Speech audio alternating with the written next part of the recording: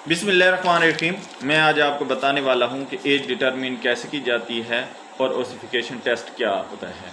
तो कोर्ट किसी भी शख्स या किसी भी अक्यूज़ की जो एज है वो उसकी तारीख़ पैदाइश से, जो यूनियन कौंसल का रिकॉर्ड होता है, और इसके अलावा एजुकेशनल डॉक्यूमेंट से, इसके अलावा तीसरा नादरा का रिकॉर्ड है, वहाँ से मालूम करती है। अगर इन तीनों में फ़र्क हो तो फिर ओसिफिकेशन टेस्ट के लिए मेडिकल बोर्ड तश्कील दिया जाता है। और इस मेडिकल बोर्ड में ये रेडियोलॉजिस्ट डिपार्टमेंट की रिपोर्ट होती है, जनरल मेडिसिन डिपार्टमेंट की रिपोर्ट होती है और डेंटल डिपार्टमेंट की जो रिपोर्ट होती है।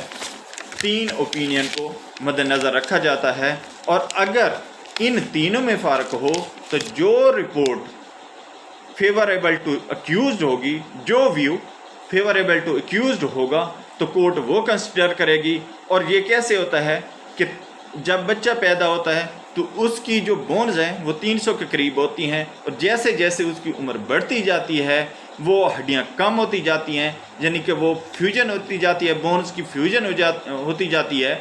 और जब 25 ईयर का हो जाता है तो वहाँ उन बच्चे की, जब वो बड़ा हो जाता है, बालिग हो जाता है, तब उसकी जो हड्डियाँ 206 बच जाती हैं।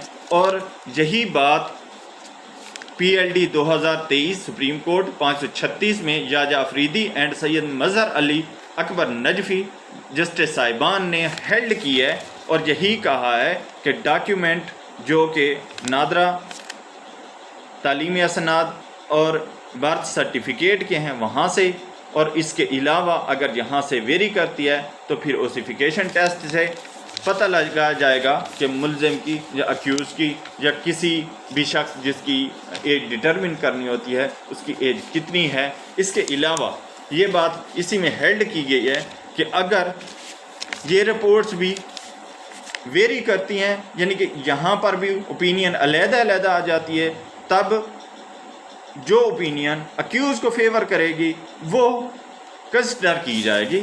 इसके अलावा दूसरी अथॉरिटी मेरे पास है 2023 supreme court 241 Syed Mazhar Ali Akbar Naqvi, Mohammad Ali Mazhar and Shahid Waheed justice साहिबान हैं। ये इसके बारे में कहते हैं कि अगर दो एविडेंस एड्यूस्ड हों किसी केस में तो जो व्यू फेवरेबल टू एक्यूज़ होगा वो अडॉप्ट किया जाएगा। और इसके अलावा तीसरी रूलिंग मेरे पास है, ये है जी 2022 सुप्रीम कोर्ट 1806 पेज। ये भी यही कहती है कि जब लॉ की दो इंटरप्रिटेशन तो जो फेवरेबल। बिस्मिल्लाहिर्रहमानिर्रहीम। मैं आज आपको बताने वाला हूँ कि एज डिटरमिन कैसे की जाती है और ओसिफिकेशन टेस्ट क्या होता है। तो कोर्ट किसी भी शख्स या किसी भी अक्यूज़ की जो एज है वो उसकी तारीख़ पैदाइश से, जो यूनियन कौंसल का रिकॉर्ड होता है, और इसके अलावा एजुकेशनल डॉक्यूमेंट से, इसके अलावा तीसरा नादरा का रिकॉर्ड है, वहाँ से मालूम करती है। अगर इन तीनों में फ़र्क हो तो फिर ओसिफिकेशन टेस्ट के लिए मेडिकल बोर्ड तश्कील दिया जाता है। और इस मेडिकल बोर्ड में ये रेडियोलॉजिस्ट डिपार्टमेंट की रिपोर्ट होती है, जनरल मेडिसिन डिपार्टमेंट की रिपोर्ट होती है और डेंटल डिपार्टमेंट की जो रिपोर्ट होती है।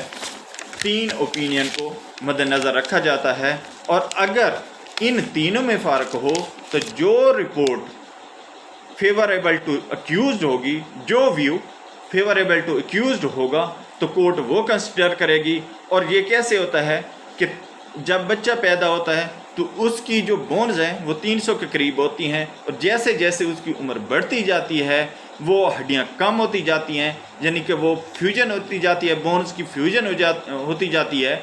और जब 25 ईयर का हो जाता है तो वहाँ उन बच्चे की, जब वो बड़ा हो जाता है, बालिग हो जाता है, तब उसकी जो हड्डियाँ 206 बच जाती हैं।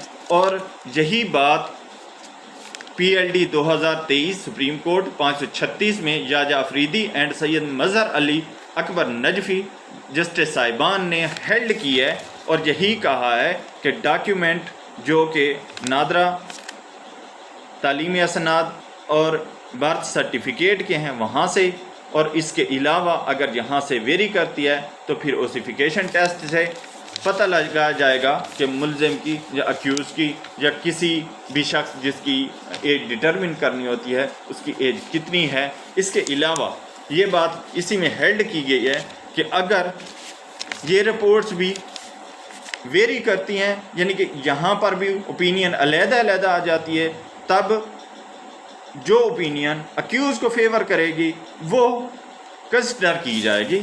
इसके अलावा दूसरी अथॉरिटी मेरे पास है 2023 supreme court 241 Syed Mazhar Ali Akbar Naqvi, Mohammad Ali Mazhar and Shahid Waheed justice साहिबान हैं।